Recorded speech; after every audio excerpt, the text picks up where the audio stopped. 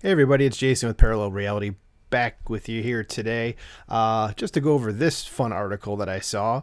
I did a video a couple of days ago about what's happening with Roald Dahl's books and just how they've been changed to uh, for modern audiences, if you will. And I came across this article, and it's just kind of more of the same, but it's a little different. So as you can see, it's in the UK. So the article from PJ Media says UK counterterrorism program flagged Shakespeare in 1984 for encouraging far-right sympathies. Now, you'll find out really quick as you go through this that they don't really know what far right is. It looks like they just said just basically. There's another article I saw somewhere else earlier that was basically like literally anybody that's on the right. Like it was like regular like centrists that lean right and stuff like that, but it wasn't necessarily people.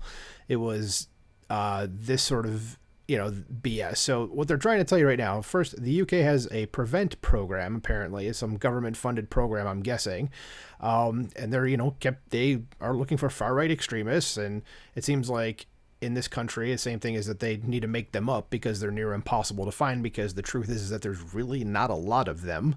But in the UK, it turns out that if you've read Beowulf or Chaucer or Shakespeare or Milton or even 1984, then you might be considered far right, which is obviously just the height of ridiculousness. Now, here in the States, speaking to my British friends, you guys may not know, but when I was in high school, and I'm a class of 1996, so now you know how old I am, all this stuff was stuff that we read in high school, okay? So for years before me, I'm guessing for years after me, it was read as well. Obviously, I don't know what the curriculum is like today. It's been, 27 years since I graduated high school. So, it's everybody that read this that I went to high school with, like literally everybody, all 4,000 people that were in this high school with me at the same time. Are all of us far right? Even, minority students? No. That's an utterly ridiculous thing to think. And by the way, I'd recommend, if you want to read some great stuff, obviously any of this works. And I mean, Beowulf, in high school, you're kind of like, ugh. Now I'm like, okay, that actually wasn't bad. Chaucer, you want to read basically like the guy that essentially brought the English language to prominence, and made it more than just like some common or a tongue of the common people back then, and actually made it to like, oh wait, this is actually a language people use to do things. Shakespeare needs no explanation. Milton's the guy that wrote Paradise Lost, if any of you are wondering, and that's a huge influence on me as well. Paradise Lost is just a phenomenal piece of work. And of course, 1984, I'm sure you can know that I have read this because, my entire channel is essentially based around the concepts of that. And I just read it actually for the first time a few years ago, and it's prophetic as all hell. So am I far right? God, no. Screw those people. Okay. You're far right. I want nothing to do with you. Go away. Okay.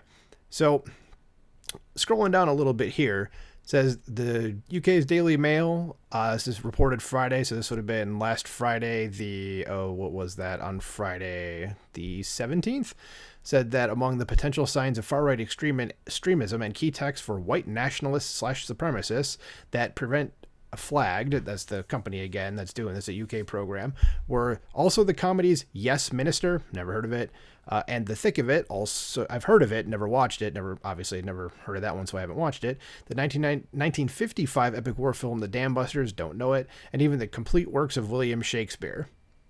Yeah, so it's literally like, let's just pick things people like and call them far right if they like it. But oh, wait, there's more.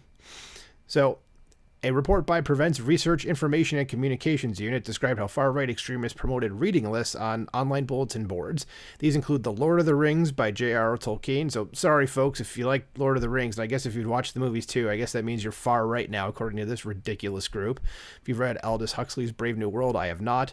Joseph Conrad's The Secret Agent. I've read Joseph Conrad's Heart of Darkness, but I have not read The Secret Agent, so I wonder if that counts. Of course, I said I've read 1984 and the poems of G.K. Chesterton. I have not read those. It also referenced the films including The Bridge on the River Kwai, The Great Escape, and Zulu. I own these first two, but I've seen all three. And I'd recommend all three of them, very much so. This is utterly ridiculous. Let's see what else it says here. Yeah, historian and broadcaster Andrew Roberts marveled. And this pretty much sums up everything I'd have to say in a nutshell. This is truly extraordinary. This is the reading list of anyone who wants a civilized, liberal, cultured education. He is 1,000% spot on. Like, what the hell reading those means that you're far right? This is just utterly ridiculous.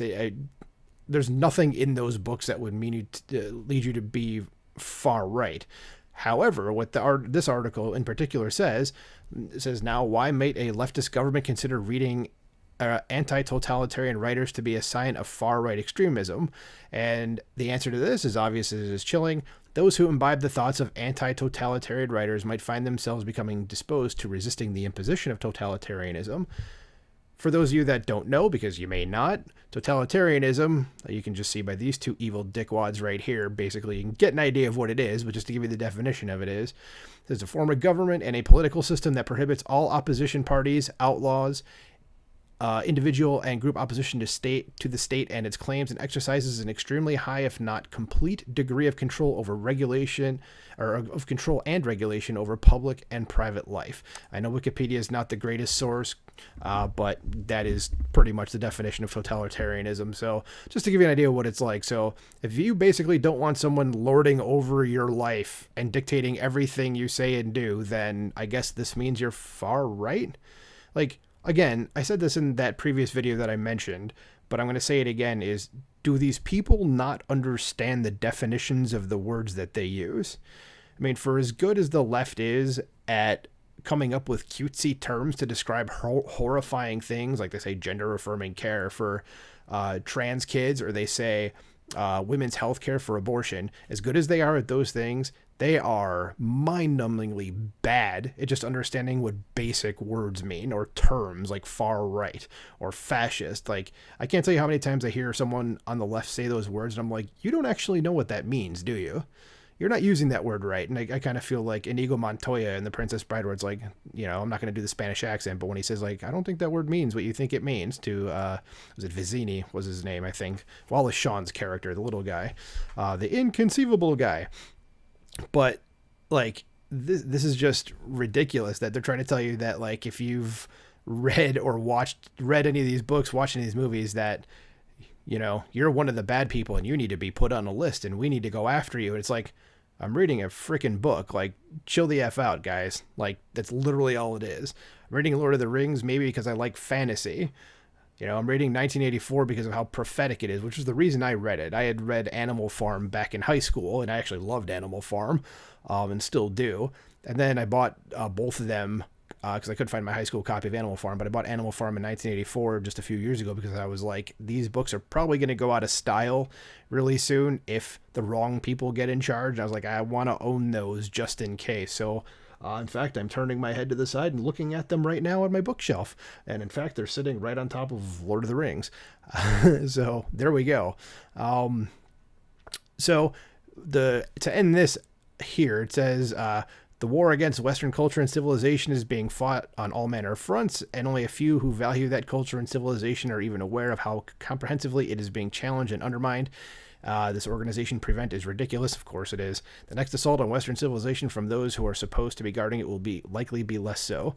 So what I would recommend, again, as I said in my last video, or I shouldn't say my last video, the one about Roald Dahl's books, is buy physical media.